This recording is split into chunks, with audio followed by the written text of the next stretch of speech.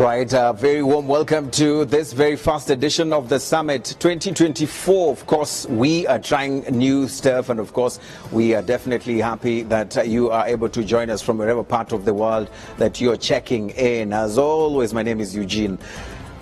And Nangwe, thank you very much for making time, and I'm hoping that you're having a new year that is actually coming along pretty well so far. And of course, from this ends, we are really doing well, and I'm also hoping that you're not affected by the cold that is going around. If you are, please definitely ensure that you keep warm and seek medical attention and avoid self-medication. Of course, this program is for you, and you can always be part of it. All you need to do is join us across our social media platforms. We are across all the platforms, of course, including the X platform, and the hashtag to use as always is the Summit RW. You can tweet us or X us on those particular platforms, and you can definitely get in touch with me directly at Eugene and Nangwe on the X platform or at RBA Rwanda. Of course, we'll be able to jump in and check your feedback right there. We are also live as we speak on our YouTube platform. This particular session is live, and so if you'd like to share your thoughts, you can definitely be able to share your comments right there, and I'll be able to read them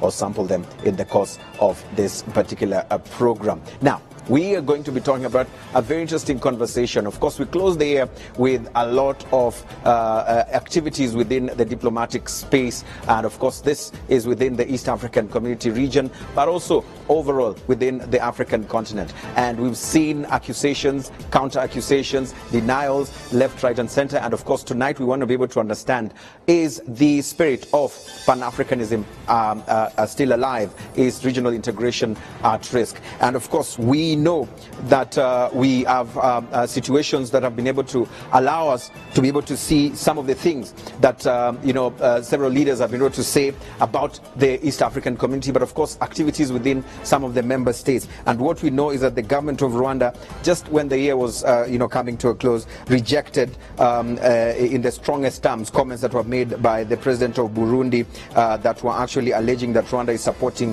a Burundian armed rebel group based in the eastern DRC.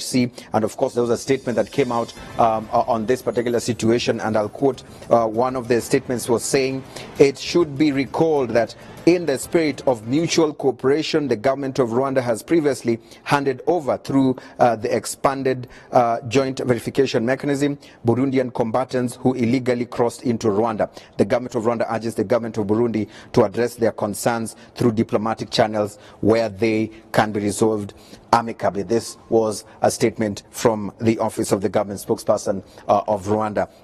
Now, in the same breath, the previous week, we did see a lot of activity within the Horn of Africa. And of course, there is some concern. Are we staring at a war in terms of threats in that particular region? And during this particular situation, we saw Ethiopia signing a deal granting it naval and commercial access to ports along Somaliland's coast in exchange for recognition for the breakaway republic's independence. And of course, the agreement would allow landlocked Ethiopia, which relies on neighboring Djibouti for most of its maritime trade, to lease 20 kilometers around the port of Berbera, which lies on the Gulf of Aden, with access to the Red Sea for 50 years for its navy and commercial purposes. Now, this did not sit in well with the leaders of, Somali. And of course, the idea was that in exchange, Somaliland would be able to get Ethiopia recognizing Somaliland as an independent nation,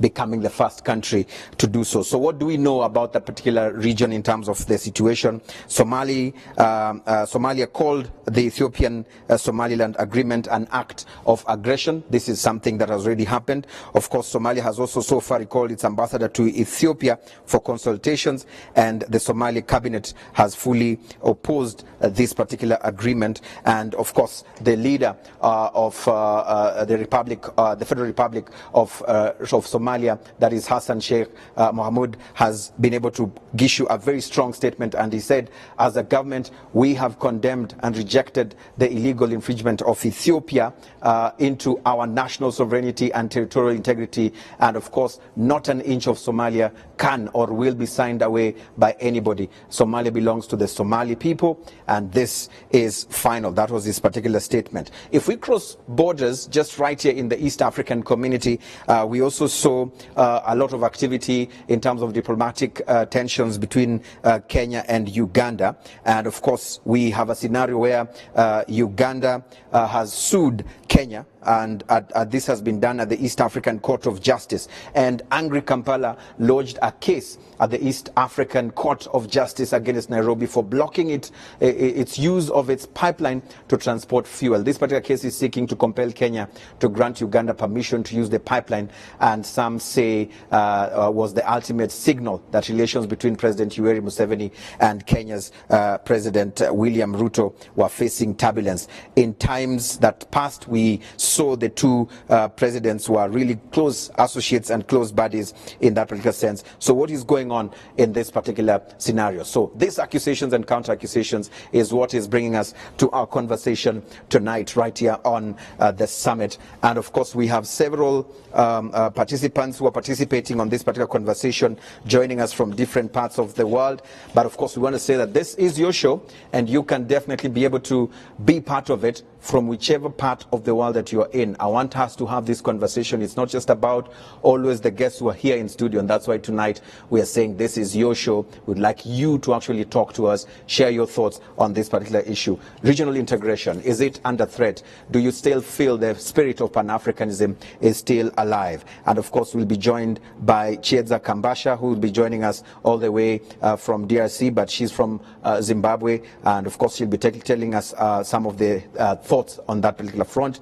We have Prote Musoni, the chairman of the Pan-African Movement, Rwanda chapter, who will be joining us, and of course we're hoping to have Zito Kabwe, the party leader of ACT Wazalendo from Tanzania, joining us also, and Dr. Khalid Medani, an associate professor of political science and Islamic studies at the McGill University, joining us. I'm told we have Honorable Prote Musoni on the line joining us this particular night from the Eastern Province, a beautiful province. Of course, thank you so much, Honorable Prote Musoni. When they're arguing in front of their children, we have adults who come and ask them, what are you doing in front of the kids? If we are going to look at this from what is happening in terms of the statements we are hearing from the leaders across the region, what would you be interpreting? What is happening? Thank you, Vijay. Thank you for welcoming me to this talk. Yes. I will start by saying Pan-Africanism has managed to solve quite a lot of state issues for Africa, but periodically it faces challenges. And those challenges must be faced, discussed, and resolved. So, as in your introduction, we see that Africa have certain treaties that guide us towards integration. We have protocols and we have agreements, but we see the test of integration fall short of the expectation of some of us. And we have to find out what is happening and why. Now, Pan-Africanism is supposed to undo the ills that colonialism created in Africa. Like using divide and rule, and that has been impressed into us. Borders that has cut across peoples of the same ethnicity, language, and so on. Yeah. We have a sense of level of sovereignty that into the national state that has been created, that integration is supposed to break down so that you can move together. So, just with that background, let's face the issue we have. Yeah. Clearly, if people say we want to walk the road together into that destination or the federal state, it calls upon us, especially leaders, to know that we must head off certain aspects of sovereignty in order eventually to march into one sovereign state.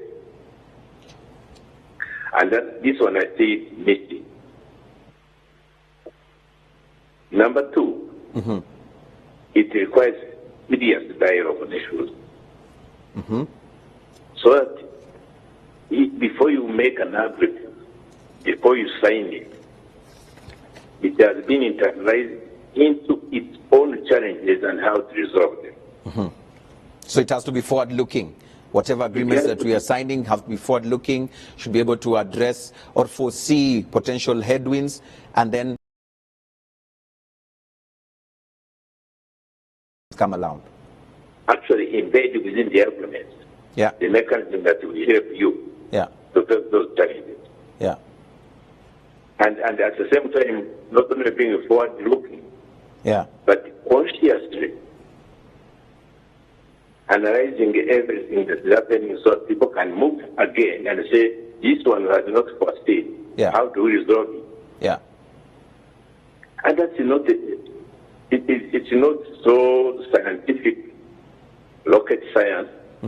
It is simple political management of the process. Simple political management of the process. Honorable Proste Musoni, I want you to hold your thoughts on that, and I want to say thank you. Still stay with us, because I want to come back to you as I welcome the other panelists, and we are joined now by Chieza Kambasha. As I said earlier on, she's a senior partner and lead crisis strategy consultant at AKG Global, and she's been working for more than 15 years, counseling presidents, world leaders through global crisis, and also advising Fortune 50 CEOs through complex challenges across the diverse African market. Chieza, thank you so much for joining us. And of course, I wanted just to pick your thoughts. We've started off from trying to understand from the utterances we've had from the leaders of the region, from the leaders of the continent, their actions. And I've tried to compare that when we see adults talking to each other in front of children.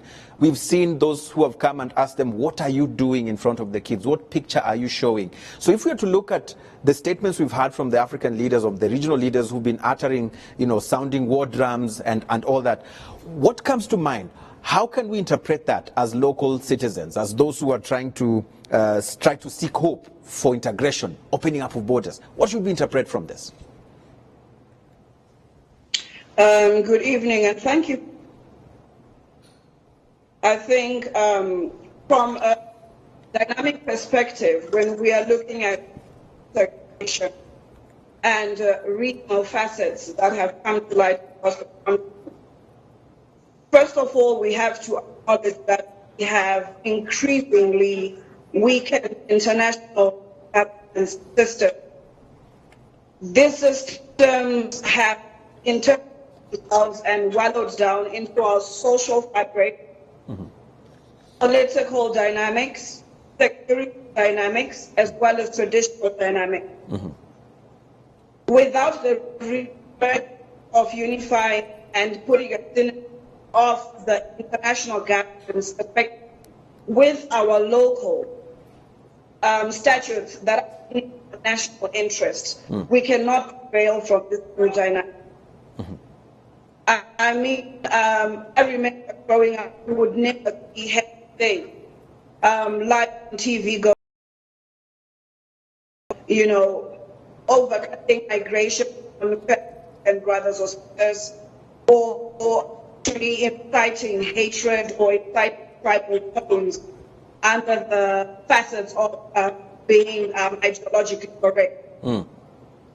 So these facets are what has caused a break and a bridge in the Pan-African spirit, which is totally gone. It's not the same. We need to come back to who we are as people, first and foremost, and then we have to teach the young generation that's coming up the facets of Ubuntu, which is lost again.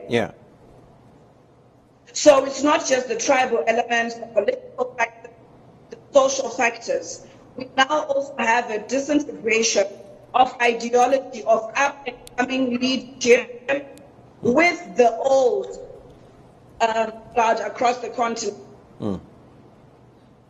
So So that synergy, once it's held to be unified for an individual vision, that allows us to find a good change. Yeah. Yeah. We are headed for what I consider a very unstable and very dangerous path, which is a huge impediment of the growth of the continent, given that we're looking at the digital age, artificial intelligence, a growing demographic that needs that synergy and integration to work. Yeah, yeah. If the synergy and integration doesn't work, then what are we doing, and what are we then saying as Africans in unify the continent from a monetary union perspective, visa protocols, multilateral cooperation, and a 1 billion people? Right. I hear you, Chieza. And of course, these are really strong points that you're making in terms of what we are looking at in the future, in terms of where we are heading. But I want to bring in Prof. Khalid Medani, who's an associate professor, political science and Islamic studies at the McGill University. Prof, thank you so much for making time. You have been actually monitoring even matters to do with diplomacy.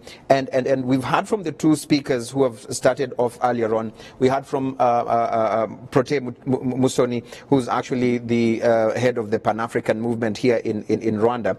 And what he was talking about is that when we're looking at integration, we need to be forward-thinking, creating a situation where we are able to foresee potential loopholes, hurdles, potential disagreements as we move along, and then create potential solutions. And he actually says those are there, those mechanisms are there. But I'm also hearing from Chieza, who's actually saying that that synergy of integration, that Pan-African spirit is weighing out. We are losing it, and we are staring at a very sad scenario. What do you read, Prof, from where you sit? Let's first start off with that. Yes, well, thank you very much for having. I think there's maybe a delay. I can hear but you. I think Go ahead. I would agree that we have some challenges in terms of African integration. There's no question about that. But I do believe the dream of African integration that was articulated following colonialism, Kwame Nkrumah's notion of the United States of Africa, is still very much a popular view, not only among the leaders of Africa, African countries, but also, more importantly, among the kind of African population. A very important example is the Africa Continental Free Trade Agreement that, as you know very well, being in Italy, was signed on by 54 different African countries. Mm-hmm. That agreement follows in many other agreements that have been very much part and parcel of African leadership interest in African integration. It does have some challenges. Number one is that it is discussed very much at leadership level without any kind of focus on the fact that the majority of Africans need to participate in terms of civil society in the negotiations over the different protocols, which I think is very important. And we see a great deal of progress with respect to regional integration. Let me just mention ECOWAS, which has faced a great deal of challenges recently, particularly in the Sahel, but it has changed its mandate from the 1970s, where it was really focused just on economic integration, and evolved into promoting issues of conflict resolution, peace and stability, and democratization. That's really key. What I would want to kind of emphasize here is absolutely there's challenges, but those challenges are the same ones that African leaders and populations encounter following independence, and that is instability and conflict. What we need to do is focus not only on the long-term integration of African economies in order to improve African economies, but we have to understand that we have to integrate that wish for economic integration with political stability, issues of human rights, and stability and good governance. And I think those discussions have to really be the focus of these continued negotiations. Yeah, but another important example, recently Somalia joining the economic, East African Economic Community. Right, Prof. Yes, but look at it from this perspective. We have countries that have joined the regional bloc today as we speak. One of them is DRC, of course. He's part of the East African community. Somalia has joined the East African community. And we have others who've been there in the past. Kenya, Uganda, Tanzania have been there. And we've seen, even in the introduction, Uganda has taken Kenya to the East African, Court of Justice in that case. We are seeing here Burundi, accusing Rwanda of this, which actually is hard to even diffuse or dissect in that particular case. How do you even come to a point where you're even saying that you're ready to attack a fellow country? You're only just waiting to get elected for you to actually go and attack the country. How do we talk integration with all these sounds of war drums sounding this loud? How do we even think about integration in terms of economics? Well, I think the most important thing to do is look not only in the short term, my friend, but also the long term. Yeah. And what we see is a progress with respect to from the Lagos Agreement in the 1990s to currently, of course, this unanimity among African countries who feel very strongly that some form of economic integration regionally would not only increase commercial and trade output of African economies, but have social benefits locally.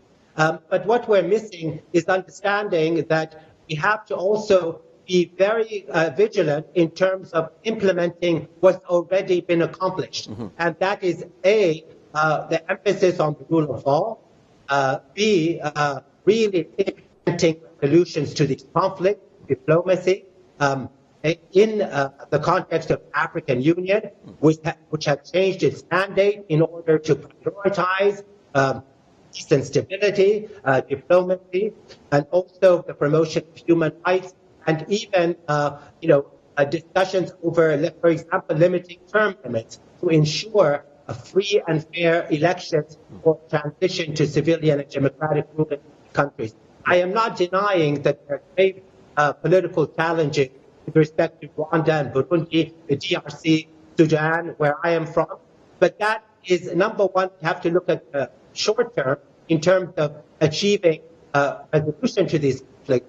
But longer term, we must really adhere to what African leaders and African populations have worked tirelessly toward, and that is to push towards solving conflict, to implement the rule of law and government. And over a period, I think it's very likely that there is a gradual integration of economies with a focus first and foremost on domestic economies and production as a priority, and then integration with respect to tariffs and the custom union, just like the European Union grew very slowly, very gradually, precisely following the horrors of World War I and World War II. And so we have to have a long-term perspective as leaders and as analysts, and also keep our eye on the fact that the spirit of Pan-Africanism remains in the context of civil society in Africa that insists on integration for their own economic advancement and social welfare benefits. Right. Thank you, Prof. What you're saying is we need patience, we need to look long term, and of course the civil society has a role to play in this particular sense to keep the spirit of Pan-Africanism alive. Cheds, I'm going to come to you, but let me just go first to Honorable Prote Musoni one more time. Prote Musoni, Honorable, I want to understand from what you said, because the word Pan-Africanism keeps coming back, and we heard from Chedza, who's actually worried that we are staring at a very, maintained. Pan-Africanism and the synergies of integration are under threat. This is what she says. Do you agree? And what do we do to be able to bring sanity? Did we put priorities in a wrong way in terms of what we want to push for? Are we all just pushing for interests, political or economical? Where are we losing it in this particular quest to keep the spirit alive for Pan-Africanism? Thank you very much. Unfortunately, I'm not following the other speakers. But it's good to make a summary and I follow. Yes. Clearly, we know that to integrate, we are going to have political challenges because we have different political systems. We have borders, as we said. We shall have social issues dealing with languages, culture, and identities. We have to face the clear economic disparities, infrastructure, and all that. But the most critical, the starting point of Pan-African integration is that individually the 54 countries are too weak in a global system that is exploitative. And you have to come together because you have similar issues to deal with, and we are Africans anyway, a starting point. The Pan-African is that we are all Africans. So I will start with my thinking around it. Yes. Goes back to 1963. You know, there was a hot debate between the Casablanca group, which were saying let's create a political state of Africa. And as people get independence, they feel it. And that means we could have created strong institutions of the state that could be managing any differences and disparities. But then there was also the Monrovia one, that one manipulated by France and others, which was saying, no, let's go block by block. And that's what has been adopted. Yeah. Now, the biggest challenge is that we create blocks, East African Community, bloc, SADC, and so on and so on. But we give them weak institutions. Institutions that don't have authority on the state. So what you're saying, the East African community does not have authority to call to order the leaders of the region who are trying to probably cause disharmony within the region or swaying away from the spirit of integration. That's what you're saying? I'm saying that one. There is a court of justice, there is a parliament, there is secretariat, and so on. Have we had them passing a ruling and saying this must be done? If we don't, you're going to lose. Just like the European Union does.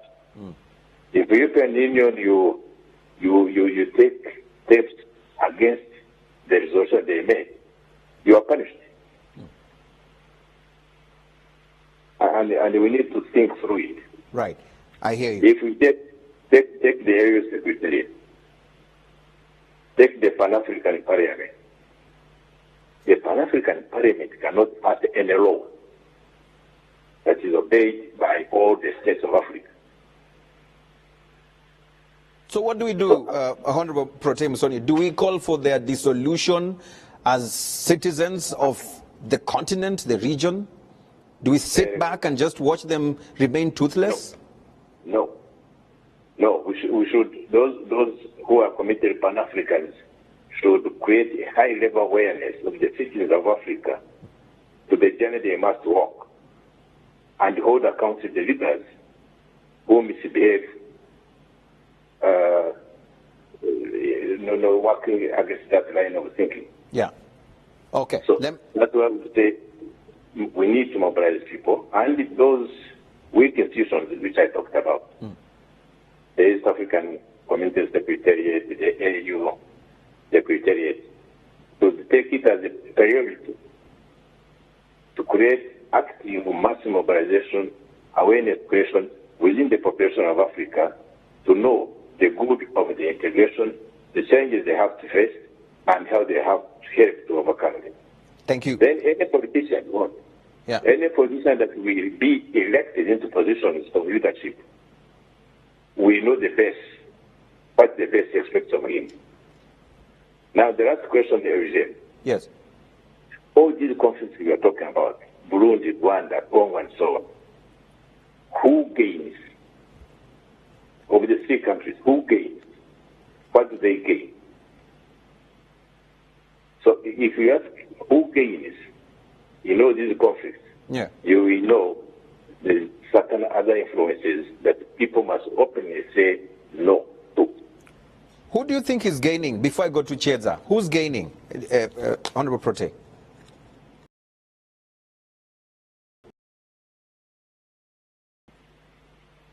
Who are The they? people who think they're threat.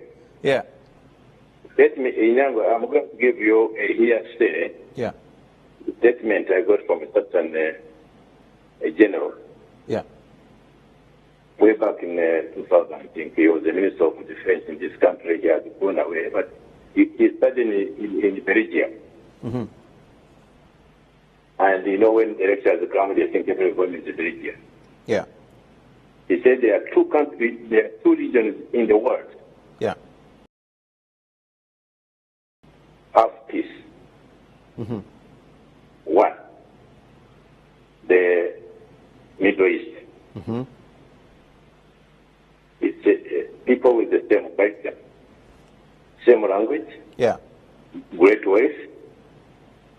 If they get united and become one, and they Yeah. get technology, they will rule the world. Mm-hmm. So there should be no peace in the Middle East. The other region they talked about is the intercoastal region. Mm-hmm. That it's an area of fertile soil, high population, high mineral resources, and if they get educated and they get united, they can easily bridge South and North Africa Mm-hmm. and create a very strong Africa. So there are some people who strategically create privileges among them. I think you also have heard of what they say of the belt of failed state. Yeah. Yeah, from Somalia across Africa. Yes. I think it is only on the coast. Right. West Africa. So there are certain things that are engineered, and we look at them, we don't face them, we don't discuss them. In the end, it harms us. Right, and I want us to take a minute and discuss them, and I want to go to Chedza. Just speaking from what the Honorable Prote Musoni just mentioned right there, that what we see, the conflict we see, the disagreements we see, the poking of each other and pinching here, left, right, center within the region is actually or could be engineered by outside forces. This is what Honorable Prote Musoni says, and most of the time we pay a deaf ear. We play a deaf ear. We do not discuss that. We do not talk about that. But my question, Chedza, would be: are we dumb as a region, as a continent, to fall into such traps? Because the level of threat of disunity and the affecting of potential peace and threatening in terms of war is real. So what do we do? What does that say about us as a continent? Can't we stand firm? Can't we say no to this? What do you think? Okay, with what Konita said, there's a lot of facets that are very important for the issue of security and sovereignty, as well as the united borders and government. In a nutshell, what I think to find is that through navigating across in ECOWAS state and some SADC state, I tend to find that there is this systematic division and neo-colonial undertones that tend to turn blind, especially if there's some kind of beneficial financial incentives or positional incentive in regards to longevity, either in power or in longevity for that are external sources. Yeah. It's not a secret that Africa is not just the new frontier, but Africa is actually the new platform for the West, for Asia, and the Middle East. Now, I tend to find that even when I'm speaking and working within governments and different companies, the concern is the same. We cannot talk of integration and so as Africa without looking at what's going on in Palestine. Because what's going on is a precursor of what we had during the apartheid era in South Africa. These are the same events we also find in northern DRC. Yeah. We find them in Burundi. We find them in Guinea. But the undertone is, how are we as Africans willing to integrate from a political past of the continent, the neo-colonial aspect, as well as the security aspects of the countries as we speak today and moving into the future. Yeah.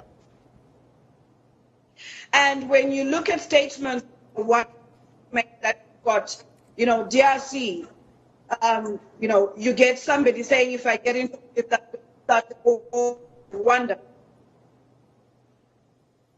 With everything that has happened in Rwanda, the genocide and the rehabilitation for today, these are very reckless statements, create a precedent. Very fragile governments that don't finish making such statements basically on oral that move into the physical, where you've got unstable military capsules that are then able to destabilize and jeopardize integration on a greater level. Yeah. Africa today is needing to have revise with critical our political, economic, security, and priority. Yeah, yeah. You look at Djibouti, there's the conflict at the moment at the Red Sea. We are not seeing any African delegations writing for silent diplomacy, delegations going to initiate the pros and the cons for the continent and the region in regards to the Djibouti military base and what they mean for Africa in a greater context when we talk of the conflict on the Red Sea. Yeah, yeah. So I think if we're serious about integration, if we're serious about the BRICS, if we're serious about African Union, ECOWAS, CIMAC, SADC, we have to totally align our beliefs with the active threats and potential threats on the continent that are all closed with very full box, the red ribbon, which spells neocolonialism on. Right. Thank you. Thank you, The Chidza. only difference is the people who would call out the certain activities we have today are either retired, dead, or non-existent. Yeah. So these are serious things to have and serious discussion we need to have.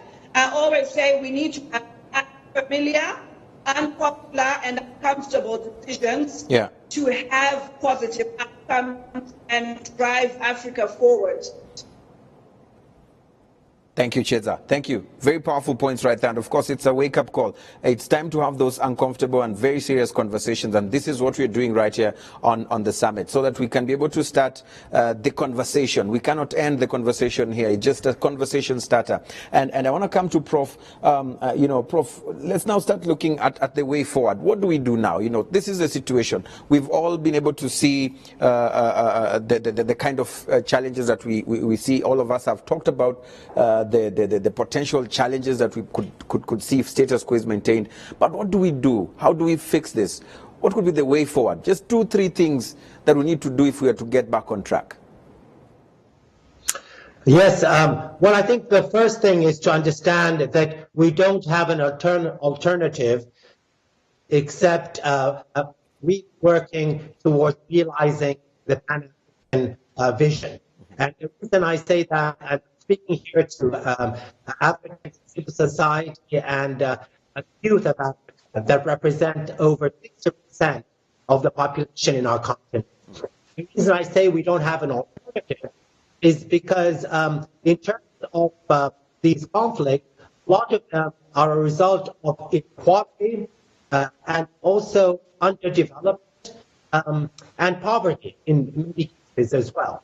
Those can only be solved. Number one, in terms of the way forward, is to understand and learn from our previous mistakes with respect to African integration. Following colonization, there have been a number of failures that have to be thought of and addressed, and I would like very much your viewers to keep them in mind. Number one was focusing on the politics rather than economics, understandably in the wake of the post-colonial movement, which was very, very, and I'm not looking at the economic imperative that is so important. So the lesson here is that we can no longer ignore that we have to combine the economic imperative with the political imperative, which is very important. Yeah. That another thing going forward is for the larger African countries and economies to understand that integration cannot function without some form of equitable development. Yeah. You cannot remove barriers from custom unions and undermine the smaller economies and other Africans in smaller countries. Yeah. That was another mistake African leaders made. And I think integration has to be very much from the bottom up, working from the 8 regional economic communities across the African continent, and work piecemeal until we really form a larger African integration that's workable. Yeah. That's really important. Finally, I know that the reason I say we don't have an alternative is, number one, the majority of trade continues to be from Africa to the external world. Yeah. African economies are still dependent on the colonially produced commodities. That's number one, and that has undermined African economies and Africa in general. That is part of the struggle these conflicts we see. One way to deal with that is to really understand that we have to expand the structural and commercial trade relations across Africa. By the way, I want to point out too, the majority of African migrants actually go to other African countries and not abroad. Africa hosts the greatest number of migrants across borders. That's number one. Number two, it's very important to understand that African economies are actually much more diverse in terms of trade with their neighbors and in the continent than they are abroad. Yeah. And what that means is that there's great potential to diversify Africa's economy, focus on the lack of production, or rather the production capacity that has been undermined by dependence and colonialism and neocolonialism, and really take seriously that the future of African youth is predicated on both political stability and unity, but also economic integration that addresses inequality between and within African countries. Right. Thank you. I want to come back to Honorable Prote Musoni. Time is running off. I want us to be able to read some feedback from some of you who are watching us. I see Louise Businje, who's on the X platform, who says the African Union and the East African Community should revert to the word spirit. The forefathers of these respective federations had a very clear perspective of where they wanted to be and how to get there. Caution is also needed in avoiding those who benefit from these unfortunate divisions. And I think Honorable Prote Musoni had mentioned that there are some external hands that are actually playing a role in all this. On our YouTube live stream, we have several of you who are actually writing your feedback right there. I have Isangwe TV who says, what is the take of African Arabs to Pan-Africanism? That's an interesting question. I also have Mushambo Robert who says, how can this spirit of Pan-Africanism be built in the soul-lost youth that we see nowadays? I think Chedza did mention the fact that young people need to be taught and made aware of the significance of Ubuntu and, of course, the spirit of Pan-Africanism. Mushambo Robert says, can this also be channeled in the African way of doing things, especially like cultural values or beliefs? Don't you think we shall endlessly lose our traits with time to come? These are very, very important comments that are coming in. And I want to hear from Honorable Prote Musoni, where do we go from here? What's the overall role of the citizens of the continent, of the citizens of the region, when we now put aside the leaders? Can we stand up to tell those leaders who are drumming sounds or drums of war? Can we stand up and tell them, no, we do not want that? What is the role of the locals? What is the role of the citizens, leave alone the leaders? Because the continent belongs to all of us. The region belongs to all of us. I will start with the media. Mm-hmm. And I thank you for having started this conversation. Right. Can the media all over Africa start questioning the issues we face that you started with? Because we need to create a massive awareness creation within the population. Yeah. Discussions within the political parties, because leaders will get emanate from the political parties. And if we can get reach to all the political parties' bases, I'm getting to a point that all the leaders, if possible, or 90% or 80% that rule our countries need to be Pan-Africanists. Mm-hmm. And that can only be done if you have the best that does it. And that's why we need a Pan-African movement that is people-oriented, well organized on the grassroots across the whole country. And that's why I was saying the institutions that are supposed to promote integrations should have that one as the first item on the agenda. Mm-hmm. And the second point, I think the professor mentioned it. Yes. Africa has no alternative. To survive, we have to integrate. We don't have any alternative. And so it comes to another point. If we go and look at the budget of East African Community, yes, the budget of the the AU Council, the bulk of it is from the European Union. So we need to ask ourselves, shouldn't we be finding where we want to go? Mm-hmm. Shouldn't we teach our private sector, our population, to know that, yes, this is where to go, this is what we want to do, and we pay for it. Mm-hmm. But you cannot try to be independent, your strategies. But Honorable, even just here in the EAC alone, we have a lot of defaulting countries, leave alone the whole African Union. I know, and we need to go to find a way where the population can ask the leaders, why did you agree to it and why aren't you not doing it? Right. Yeah. Thank you. Cheza, you have the last word.